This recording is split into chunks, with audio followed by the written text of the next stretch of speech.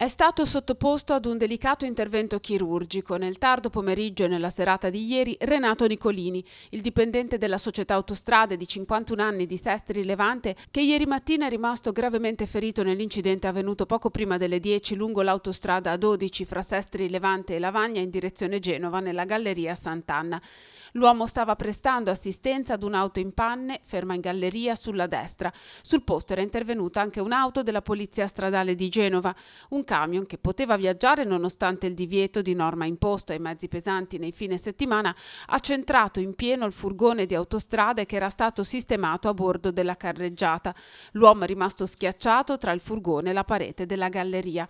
Le sue condizioni sono apparse fin da subito gravissime. Ha riportato fratture costali, contusioni polmonari ed un pneumotorace, un ematoma al fegato, la frattura del bacino, fratture e lussazioni agli arti inferiori. Accompagnato alla piazzola dell'elisoccorso di Cogorno, è stato trasportato in codice rosso all'ospedale San Martino di Genova, dove è stato trattenuto nel punto di rianimo del pronto soccorso per diverse ore, prima di essere sottoposto ad un intervento chirurgico congiunto fra plastici ed urologi.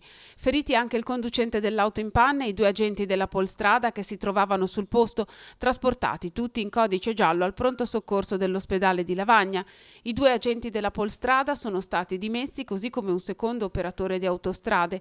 Lesioni non importanti per il conducente del camion, mentre è rimasto praticamente illeso il conducente dell'auto che si trovava ferma in galleria. La carreggiata verso Genova dell'autostrada è rimasta chiusa per diverse ore. I volontari della Protezione Civile hanno distribuito acqua alle persone che si trovavano in coda da Deiva verso Sestri Levante. Traffico in tilt dunque anche sull'Aurelia fra Lavagna e Sestri Levante. La situazione è tornata alla normalità poco dopo le 15.